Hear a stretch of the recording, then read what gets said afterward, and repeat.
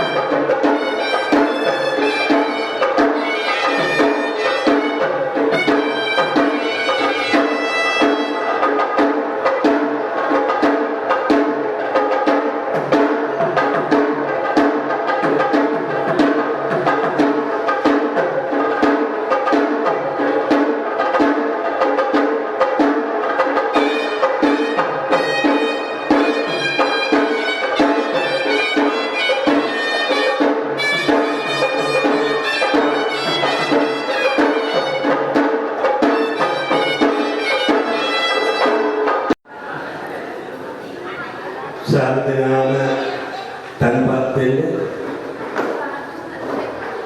සාදුකාරයක් දෙන්න තවරක් සාදුකාරයක් දෙන්න අඬනගා සාදුකාරයක් දෙන්න මේ අවස්ථාව අපි මීට ස්වල්ප මොහොතකට පෙරදී චෛත්‍යරාජන් වහන්සේට ප්‍රතිෂ්ඨවන ස්ථානගත තැන ස්ථාපිත කළ බුදු මැදුර නිරාවරණය කරන්නට යෙදුණා. මල් පහන් දහත්ගිරම් ප්‍රසාදයේ තැන්පත් කොට පූජා කරන්නට යෙදුණා. මෙවැනි අරමුණ එසේ සූදානම් කරගෙන ඒ අසිරිමත් පින්කමක් බවට පරිවර්තනය කරගනිමින් මේ කටයුතු සිද්ධ වෙන්නේ. අද දවසේදී සදාතිස් ධර්ම මන්දිරයේදී ධර්ම දේශනාවක් කරන්නට එකී පින්කමේ අරමුණක් බවට පත්ව මෙසේ සිද්ධ වෙනවා. ඉන් අනතුරුව සම්ප්‍රාප්තයනයට බතමුදදී සංග්‍රහ කරලා හෙටදාව සංගරුවන උදෙසා තමන්ගේ අංගොඩ නිවසේදී දානාදී පින්කම් සිද්ධ කරලා පුණ්‍යානුමෝදනා කටයුතු සිද්ධ කරන්නටයි අරමුණ කරගත්තේ. ඒ අරමුණ මෙසේ පවතින්නේ මේ ඡායාරූපය මල් දම සකස් කොට මෙසේ පවතින්නේ මීට වසරකට පෙර මිය පරලෝකයේ ජයසේකර ලියනාරච්චිගේ ගුණපාල පියාණන් මෙවැනි පවත්වන්නට යෙදෙන පින්කම් කීපය.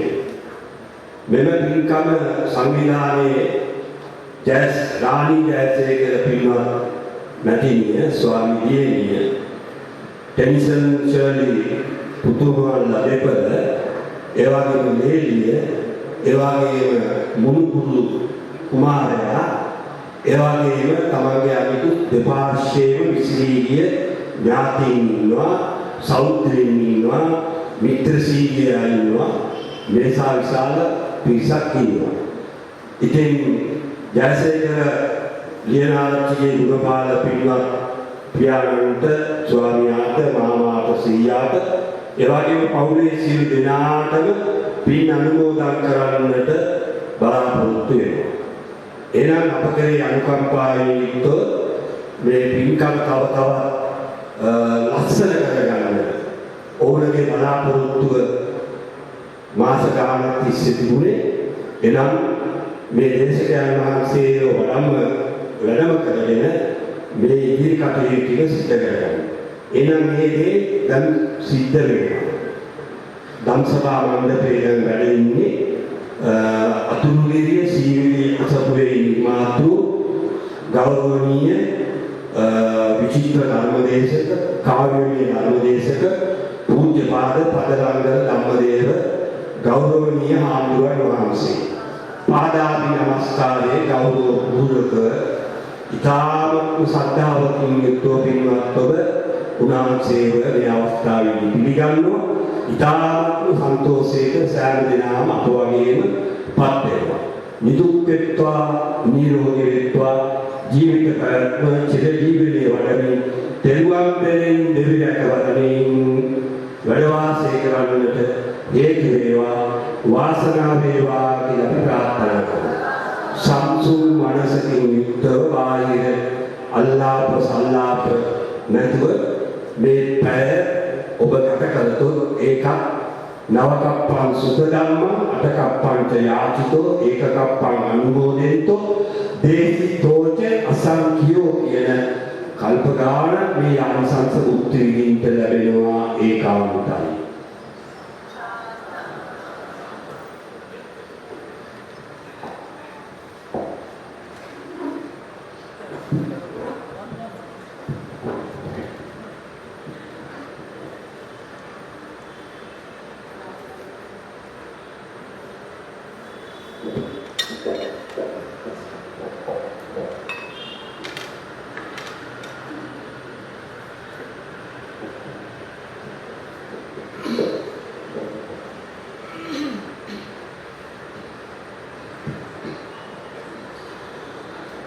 දිවි තිබෙන තුරුණුව සසරෙහි ජීවත් වන තුරාටම නිවන් දකින තුරුම තුනුරුවන් අත්මහරිමි තුනුරුවන් පිහිට ලබමි තුනුරුවන් හැර වෙන සරණක් නැත යන උත්තම අධිෂ්ඨානය හැම හිතකම දරාගෙන කතාවක් සාදු නාද ප්‍රවත්වන්න.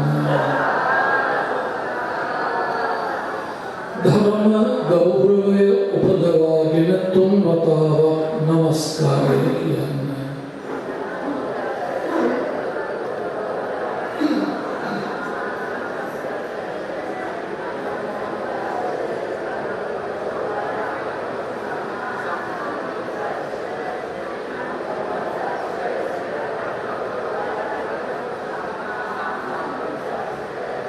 समन्ता चक्रवालेषु अत्रा गच्छन्तु देवता सद्धम्मं निराजस्स सुनन्तु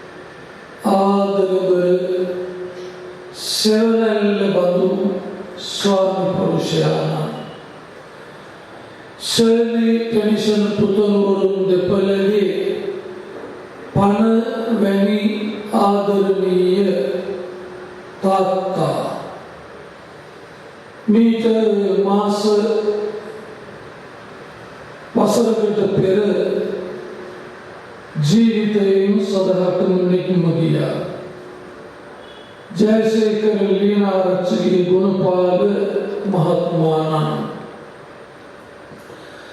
එතුමාගේ ගුණ සමරුණු වස් අද කොළොන්නාව මහා පන්සලේ සෑ රදුන් වහන්සේට පිවිසීමේ දොරටු අභියස රමණීය බුද්ධ කුටියක් ඉදිකොට බුදුරජාණන් වහන්සේ හැමදාම අපේ තාත්තට පින් සිද්ධ වෙන්න වඳින පුදන වාරයක් ගානෙම පින් ලැබෙන විදියට අටමහා කුසල් වලට අයිති මහානීය පින්කම සිදු කොට ධර්ම දානමය මහ පින්කම සිදු කිරීමටයි සූදානම්. අපි පුංචි කාලේ තාත්තා අපිව කරේ තියාගෙන නලවපු හුරතල් කරපු දවසක් උදා වුණා. තාත්තා කෙනෙක්ව දරුවෙක්ව කරට අරගෙන නලවන හුරතල් කරන කතාවේ හැමෝම නොදන්න කතාවක් තියෙනවා සැලුණු. ඒක හැමෝම අහලා නැහැ. අපි දන්නේ තාත්තා කෙනෙක් දරුවෙක් කරේ තියාගෙන ඉන්නකොට එක දෙයයි. ඔය දරුවා කරේ තියාගෙන ඉන්නේ තාත්තා හරි ආදරේ දරු පැටියට. ආදරේ අනුපාදුවක් නැහැ, එහෙමම තියෙනවා. හැබැයි ඊට එහා ගියපු ගැඹුරු කතාවක් තියෙනවා. කාවවත් නොදැක්ක. ඒ තමයි මේ ලෝකයට උපන්දා ඉඳලා මේ මහ පොළොවේ බඩගගා දනගගා ඉන්න දරුවා දිහා බල ඉන්න අම්මා තාත්තා කිසිම අම්මෙක් තාත්තෙක් කැමති නැහැ තමන්ගේ දරුවා මහ පොළොවේ බඩගගා ඉන්නවට. තමන් මහ පොළොවේ හොඳට දෙපයින් ඇවිද යනෝ හැබැයි පොඩි එකා දැක්ක දවසේ ඉඳලාම දකින්නේම මහ පොළොව බදාගෙන දඟලනවා. මේ මහ පොළොවේ ඇවිදින්න හදනවා, හිටගන්න හදනවා, දම ගන්න බඩ ගන්න හදනවා. මේ දෙස බලාගෙන ඉන්න අපච්චි දිනක දරුවාගේ දෑතින් අල්ලගෙන හෙමින් සීරුවේ දරු පැටියාව මේ මහ පොළොවේ හිටවන්න හදනවා. තාත්තගේ අත් දෙකෙන් දරුවගේ අත් දෙක නොරිදෙන්න අල්ලගෙන මහ පොළොව බදාගෙන ඉන්න දරු පැටියාට වාරු දෙනවා මේ මහ පොළොවේ හිටගන්න. දරුවා මේ මහ පොළොවේ තාත්තගේ දෑත කාරුවෙන් හිමින් සීරුවේ හිටගන්නවා. තාත්තගේ අත් දෙකෙන් දරුවගේ අත් දෙක අල්ලගත්තාම ඔබට දැනෙනවා, තේරෙනවා දරුවා බලාගෙන ඉන්නේ තාත්තගේ මූණ දිහා, තාත්තා පැත්ත. තාත්තා බලාගෙන ඉන්නේ එහෙම වෙනකොට දරුවගේ පැත්ත. තේරෙන්න කියනවා නම් දෙන්නට දෙන්න ඉන්නේ මූණට මූණ බලාගෙන. තාත්තා දරුවගේ මූණ බලාගෙන, දරුවා තාත්තගේ මූණ බලාගෙන. දැන් තාත්තා දරුවට උදව් කරනවා, පුතේ ඔයා හැමින් සීරුවේ එක අඩියක් ඉස්සරහින් තියන්න. බය වෙන්න වෙන්න එපා. ඩිංගක්වත් බය වෙන්න එපා. තාත්තා අල්ලගෙන ඉන්නේ. තාත්තා ළඟ ඉන්නකම් වැටෙන්නේ නැහැ. වැටෙන්න දෙන්නේ නැහැ මයි පුතේ. තාත්තාගේ වාරුවෙන් දරුවා දැන් එක අඩියක් හිමීට ඉස්සරහින් තියනවා. එතකොට වෙන දේ මොකක්ද කියලා ඔබට තේරුණාද? දරුවා එක අඩියක් ඉස්සරහට යනකොට තාත්තා එක අඩියක් හිමීට පස්සට ගන්නවා. ඊළඟට උදව් කරනවා පුතේ ආන්න ඒ වගේ අනිත් කකුලත් ඉස්සරහින් තියන්න මම උදව් කරන්නම්. දෙවෙනි කකුල ඉස්සරහින් තියාගන්න තාත්තා වාරු වෙනවා. දැන් තාත්තගේ වාරුවෙන් දරුවාගේ දෙවෙනි කකුල ඉස්සරහින් හිමීට තියනවා. තියනකොට වෙන්නේ මොකක්ද? දරුවාගේ දෙවෙනි කකුල ඉස්සරහින් තියනකොට තාත්තාගේ දෙවෙනි කකුල හිමීට පස්සට ගන්නවා. දරුවා තබන ඉදිරියට තබන අඩියක් ගානෙම තාත්තා හිමින් සිරුවේ අඩිය පස්සට යනවා. සාමාන්‍යයෙන් තාත්තලා කියන ජාතිය පස්සට යන ජාතියක් නෙවෙයි. යතොත් යන්නේ ඉස්සරහටමයි. හැබැයි තමන්ගේ දරුවගේ අනාගතය හදලා දෙන්න, දරුවගේ ඉදිරිය ඉස්සරහ හදලා දෙන්න මේ ලෝකේ ආදරණීය ඕනම තාත්තා කෙනෙක් අඩියක් දෙකක් විතරක් නොව අඩි 100 ගණනක් නොව අඩි දහස් ගණනාවක් උනත් පස්සට ගනීවි, පස්සට යාවි. ඒ දරුවගේ අනාගතය හදලා දෙන්න ඕන නිසා. මේක තමයි මේ කතාවේ එක අතරමඟ හමු වෙන කතාව. දැන් දරුවා ගෙදර ඇඳ කුටු මේස බිත්ති තාත්තා අම්මගේ කකුල් අල්ලගෙන බදාගෙන මේ මහ පොළොවේ හිමින් සිංහුවේ අඩිය තියා ඇවිදිනවා. මේ බණ පොලේ බණ කියන අහන අපි දෙගොල්ලොම අපි මේ ලෝකේ අපිව තනියෙන් ඇවිදින්නට වාරු දුන්න තාත්තට අම්මට පින් දෙන්න ඕනේ. අද දවසේ අපි හැමෝම තබන අඩියක් ගානෙම ඒ අයට පින් ප්‍රාර්ථනා කළ යුතුයි. අපට මේ මහ පොළොවේ තනියෙන් ඇවිදින්න ඉගෙනුවේ කියලා දුන්නේ තාත්තේ ඔබයි අම්මේ ඔබයි. දැන් දරුවා මහ පොළොවේ තනියෙන් ඇවිදිනවා. දිනක තාත්තා දරුවාව මේ මහ පොළොවෙන් ඔසවාගෙන තමන්ගේ කර මත කර උඩ තියාගන්නවා.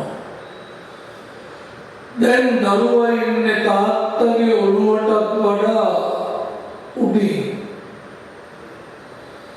තාත්තා